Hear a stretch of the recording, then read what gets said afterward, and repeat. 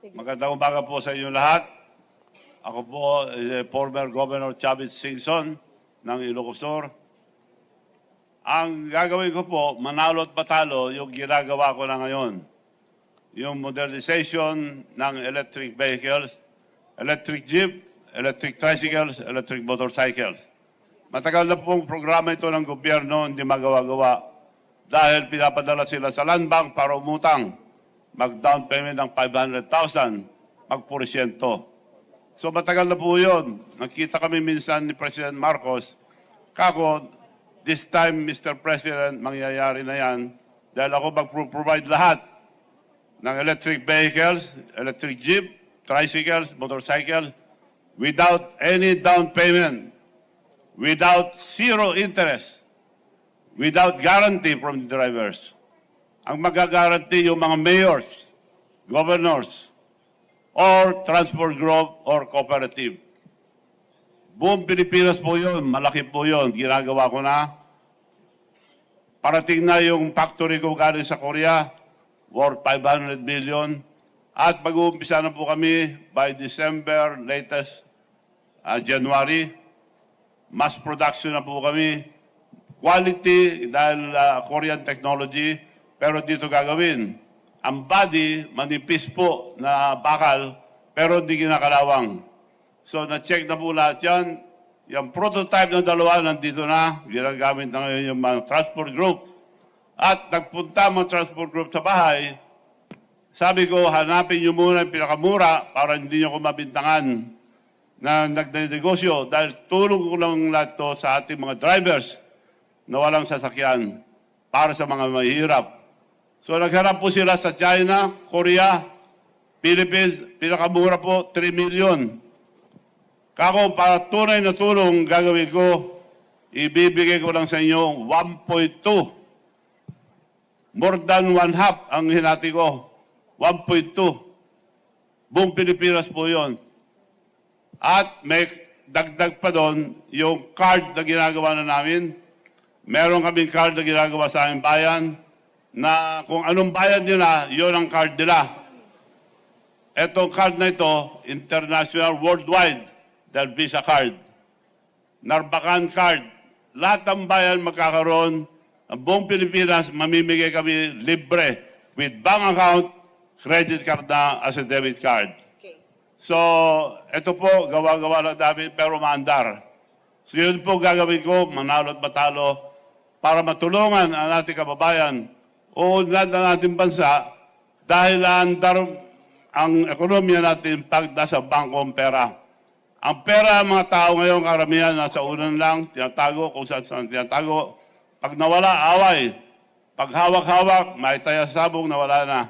So, makakatulong po ito, ginagawa ko na, gagawin ko, at mas marami akong magagawa, mas madali ko magawa kung ako ihalal na senador. Okay. Maraming salamat, sir.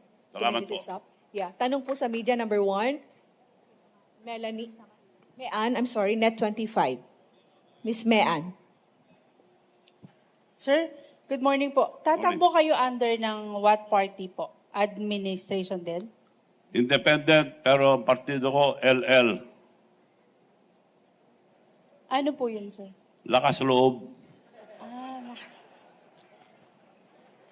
Sir, doon sa binabanggit nyo kanina yung mga programa, sino pong transport group yung direkta makikinabang doon sa...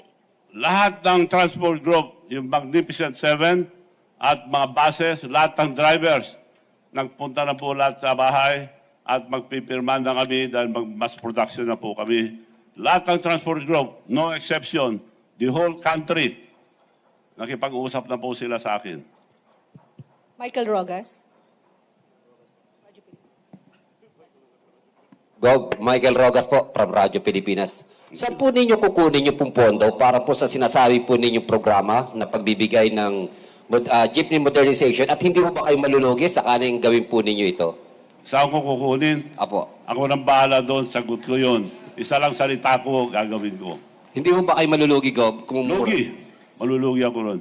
Hindi ako bagay malugi, basta para sa masa, para sa ating bansa. Kagaya nung ginawa kong Miss Universe. Lugi, sabi niya, kinuha ko, lugi. Pero maganda sa ating bansa.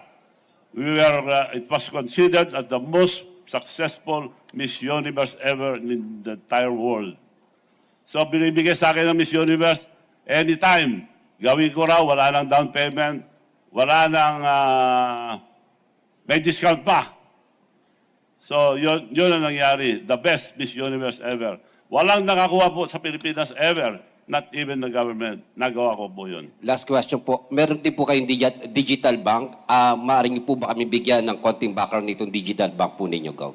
Yes, yung digital bank, meron kaming bangko sa Amerika.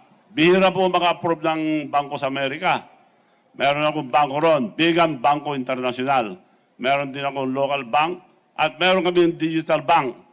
Yun ang tutulong magpandar. Right now, our card is being powered by Union Bank. Katulong yung bangko ng masa na ginagawa ko ngayon. Maybe within a month, andar na yun. Yun ang tutulong dahil dalawang gagamitin ko, Visa card at saka Mastercard. Buong bansa, bibigyan namin ito libre, katulong ang ating mga mayors. Matagal na namin programa ito, itutuloy po namin. Kasama ko po yung mga local officials, local government officials, governors, mayors, city mayors, and cooperative and transport group. So, eto po, itatap lang sa jeep nila, lipat na sa account nila. At nagagamit ito sa buong mundo. Nasubukan ko na US, Las Vegas, Japan, Korea, sa ibang bansa, nagagamit po ito. Tatlo lang nagpapandar ang credit card. Yun yung pay, Visa card, Mastercard. So, ito, Visa card, lumandar. So, ginagawa namin ngayon, Mastercard para sa lahat. Because 77% ang Pilipino walang bank account. Kami po magbibigay sa kanila ng bank account with credit card as a debit card. Okay, Mon Galvez, TV5. Good morning, Mon Gualvez po sa TV5. Sir, just to clarify, kasi sabi nyo nga po kanina, lakas ng loob lang talaga yung pinangahawakan nyo po ngayon. Pero you're saying na ang pinupush nyo po talaga is yung PUV modernization, which is in line sa administration po na plano. Hindi ho ba kayo na-consult or paano ho ba? Hindi pa nagkaroon ng pag-uusap na maisama ho kayo sa lineup po ng administration? At saka bakit po talaga tinuloy nyo po ang pagtakbo pa sa Senado? Ayaw ko po kumandidato noon. Dami nagtatanong dahil sa ginagawa ko ng matagal ito. Bakit hindi kayo tumakbo? Hindi lang ako dahil kontento na ako. Dahil aming probinsya, nag-umpisa ko ang governor, kami ang pinakamahirap. Maliit lang ang probinsya namin. Ngayon po, kami ang ikalimang pinakamayaman na probinsya sa buong Pilipinas. Kami po ang pinakagulo ng araw, the most notorious. We are considered as a warlord country. Now we are the most peaceful. So, kontento na po ako, tumutulong na lang sa labas. Kaya ito nang ginagawa ko ngayon, puro tulong, lalong-lalo na sa ating mga kababayan na mahirap. Dito, malaking magagawa ito, lalong-lalo na sa mga overseas workers. Hindi na sila lalabas pa pupunta sa bangko. Sa telepono lang at sa itong card na ito, makapagpapadala na sila ng pera, diretsyo sa mga mag-anak. Hindi na mawawala. Malaking tulong sa overseas workers natin ito. At sa lahat. Okay. Jean, Philstar.com.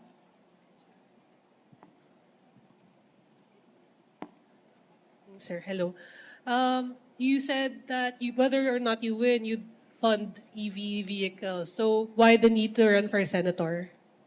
Ma'am, what's the target? Can you repeat, ma'am? Why the need to run for senator? Kasi whether or not you win, you'll fund yung mga electronic vehicles. So bakit kailangan niyo pa po tumakbo? Bakit ako tumakbo? Para mas madali gawin at making mga ginagawang pagtulong sa taong masa. Dahil punong-puno pa rin tayo ng red tape. Ma-red tape pa rin, ang hirap gawin. Yun lang ginagawa ko na pamimigay ng jeep. Ang daming dinadaanan. Dadaan sa DOST, dadaan kung saan-saan. Mahirap po. Pag nasa Senado ko, mapapabilis ang pagtulong ko sa taong bayan, lalong-lalo na sa mga mahirap. Nico Bagsik, Teleradio. Good morning po, Governor Chavit. Sir, na-mention niyo po, nakausap niyo po yung Magnificent Seven po na transport group po, no? How about po yung Piston at saka yung Manibela? Kasi sila po yung against po dito sa jeepney modernization program. Nagpunta na po sila sa aking bahay. Kasama po sila lahat. Walang humindi. Ang babang presyo, lugi ako ron. Billions ang lugi ko ron. So, pumayag po sila. Ang ayaw ang iba, yung consolidation. Kinukuha yung prangkisa nila at sinasabi kung saan sila bibiyahe. As far as the modernization program is concerned, payag lahat po sila. And then, Governor, na-mention niyo po na yung mga prototypes po ay galing po sa Korea po, ano? Hindi po ba maapektuhan nito yung mga local producers po natin ng mga sasakyan po katulad ng Saraw? Hindi po.